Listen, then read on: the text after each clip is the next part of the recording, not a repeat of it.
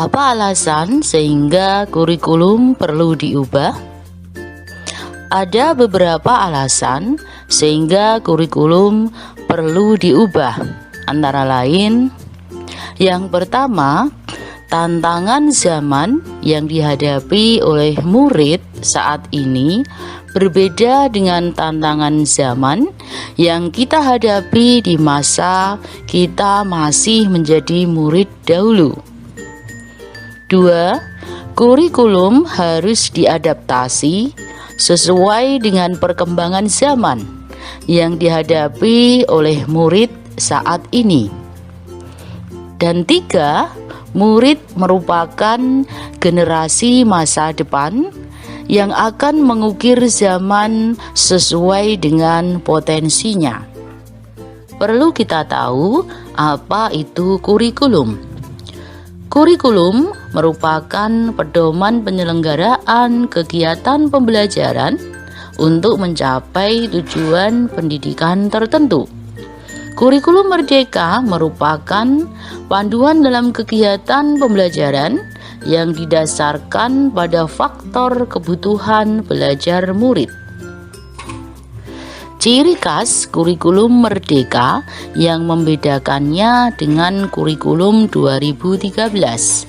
Yang pertama, sistem pembelajaran berbasis proyek untuk pengembangan soft skills dan karakter murid sesuai profil pelajar Pancasila. 2. Fokus pada materi esensial sehingga murid memiliki waktu yang banyak untuk pembelajaran yang mendalam bagi kompetensi dasar seperti literasi dan numerasi. Dan yang ketiga, guru lebih leluasa untuk melakukan pembelajaran yang terdiferensiasi sesuai dengan kemampuan peserta didik dan melakukan penyesuaian dengan konteks dan muatan lokal. Nah, kita harus tahu juga keunggulan kurikulum Merdeka. Yang pertama, materi pembelajaran lebih sederhana dan fokus pada materi esensial, sehingga murid dapat belajar lebih mendalam tanpa harus takut dikejar waktu dan bebas memilih sumber ajar yang lebih variatif. 2. Guru memiliki kebebasan untuk mengajar sesuai tahap dan perkembangan murid. Selain itu, sekolah juga memiliki wewenang untuk mengembangkan kurikulum sesuai dengan karakteristik satuan pendidikan dan peserta didik. Dan yang ketiga, sistem pembelajaran menjadi lebih interaktif melalui kegiatan proyek, bertujuan agar murid menjadi lebih aktif dan dapat mengeksplor isu-isu yang terjadi. 5 prinsip pembelajaran dalam kurikulum Merdeka. Yang pertama, pembelajaran dirancang dengan mempertimbangkan tahap perkembangan dan tingkat pencapaian peserta didik saat ini sesuai dengan kebutuhan belajar. 2. Pembelajaran dirancang dan dilaksanakan untuk membangun kapasitas untuk menjadi pembelajar sepanjang hayat. 3. Proses pembelajaran mendukung perkembangan kompetensi dan karakter peserta didik secara holistik. 4. Pembelajaran dirancang sesuai konteks, lingkungan, dan budaya peserta didik serta melibatkan orang tua dan komunitas sebagai mitra. Dan yang kelima, pembelajaran berorientasi pada masa depan yang berkelanjutan. Nah, berikutnya adalah tipe pembelajaran dalam kurikulum Merdeka.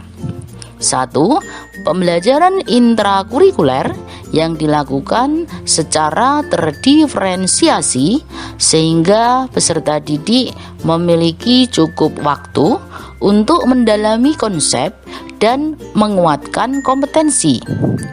2. Pembelajaran kokurikuler berupa proyek penguatan profil pelajar Pancasila berprinsip pembelajaran interdisipliner yang berorientasi pada pengembangan karakter dan kompetensi umum.